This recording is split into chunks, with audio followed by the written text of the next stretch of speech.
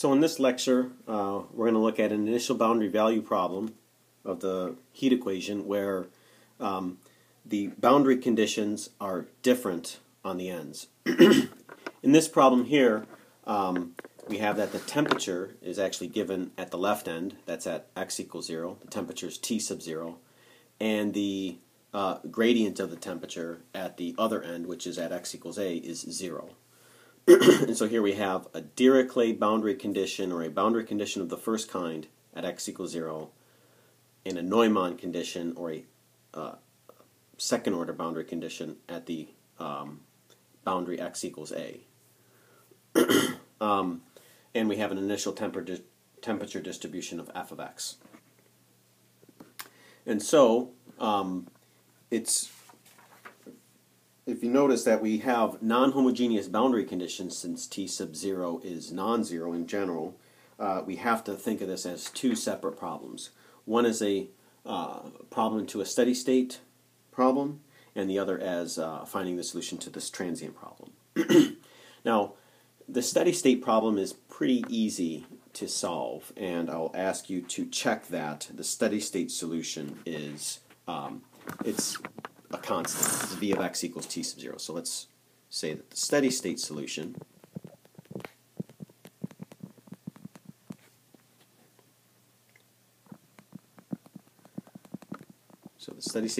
is v of x equals t sub 0, and you can check that. So now, with this steady state solution, the transient temperature we define as so the transient temperature, W of xt, equal to U of xt minus V of x. Or really, we have U of xt is equal to transient plus steady state. And so now, with the transient temperature defined, we are actually interested in solving, well, our PDE with homogeneous boundary conditions now.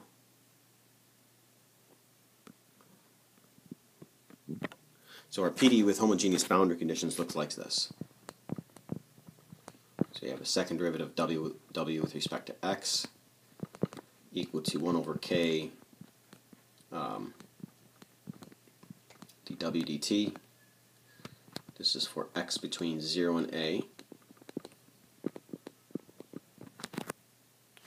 And we have the homogeneous boundary conditions now. W of 0t is equal to 0. And at the right end we have that dw dx of at equals 0. This is valid for t greater than 0.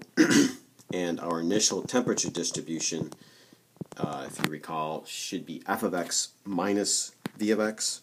And so if we compute that, f of x, or it's f of x minus t0. Right, so now we have the homogeneous boundary conditions, and we suppose the solution of the form. So we let w of xt equal phi of x times t of t. And we plug this in, and, well, as before, we get the following. We get, if we separate variables, we get that phi double prime of x over phi of x equals t prime of t. Sorry, this is a capital T. So t prime of t over k t of t. And we made the argument that this should equal a constant. We'll call that constant p. And as before, if p is positive, there are no eigenvalues. Okay, so let's note that no eigenvalues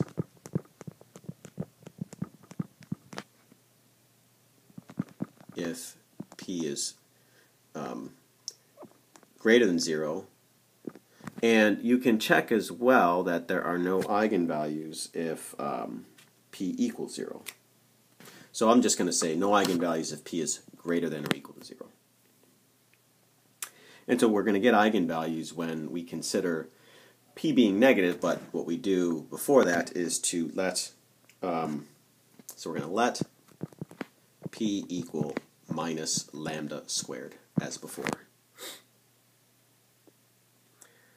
So when we do that, we get our boundary value problem. A boundary value problem to solve where we're looking, we get basically an eigenvalue problem. So the eigenvalue problem that we're considering now is phi double prime of x plus lambda squared phi of x equals 0. And we have the boundary conditions. Well, the one at the left end point was for the temperature, so we have a phi of 0 equals 0. And we have at the right end point, well, we had a derivative condition, and so we have phi prime of a equals 0. So this is the boundary value problem that we're considering. And, of course, the general solution to the differential equation here is phi of x equals c1 cosine of lambda x plus c2 sine of lambda x. And taking a derivative, phi prime of x is equal to minus lambda c1 sine of lambda x plus lambda c2 cosine of lambda x. And using the boundary condition at the left end point, phi of 0 equals c1, which equals 0. So c1 is equal to 0.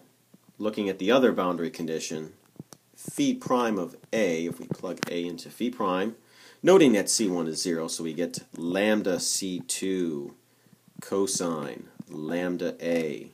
All this must equal 0. Okay, and now to get non-trivial solutions, well, lambda is certainly not 0. c2 cannot be 0. And so we have to have cosine of lambda a equal to 0. So we have cosine of lambda a set equal to 0. We need to find angles of cosine that give us 0. And it turns out that we want lambda a equal to, well, plus or minus 2n minus 1 pi over 2. So these are the angles. So basically for integers n, we have the angles plus and minus, well, pi over 2, 3 pi over 2, 5 pi over 2, and so on. And so those are all the angles where cosine is 0. And so we're just going to take the positive version of these eigenvalues, and so our lambda sub n is equal to 2n minus 1 pi over 2, over 2a, if we divide both sides by a. And this is for n equals 1, 2, and so on. And so with these eigenvalues, there are the corresponding eigenfunctions. And in this case, the corresponding eigenfunctions are the sine. So let me just make that clear. I'm going to come back down and show phi of x. So here's phi of x. And so we see that c2 is the non-zero coefficient. And so our eigenfunctions are phi sub n of x equal to sine of lambda sub n x. So these are the corresponding eigenfunctions.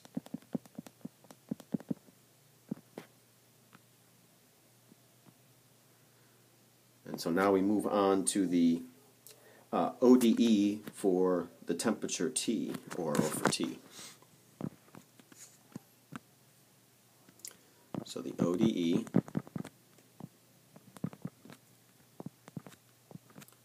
for T of T. All right, now if we substitute these eigenvalues into that ODE, we get that T prime of T plus lambda sub n squared k of, or times T of T equals 0. The solution to this differential equation is an exponential. It is T of T equals e to the minus lambda sub n squared kt. Okay, notice there is no coefficient here because we're going to do what we've done in the past, which is to wait until we construct that infinite series. So this is a solution to this ODE, and this is T sub n. And so now we have our infinitely many solutions W sub n of xt, which are just products of phi sub n of x and T sub n of t. So we can construct our solution as an infinite series. And so we have that W of xt equals series from n equals 1 to infinity. Now we'll include the coefficients b sub n, sine of lambda sub n x, and then times e to the minus lambda sub n squared kt. Okay, so this is our formal solution. And what have we not used yet? We have not used the initial condition. So using the initial condition, we have that w of x0 equals, well, if we plug 0 in for t, this series becomes just b sub n sine of lambda sub n x set equal to, well, the f of x minus t sub 0, which I guess we can write that as f of x minus t sub 0. I mean, I guess we could call this g of x, but it's fine either way. And so now we would like the b sub n's to be the Fourier sine coefficients of the function f of x minus t sub 0. And so it might seem strange. I mean, one of the differences in this problem is that the lambda sub n's are no longer n pi over a. They're something different.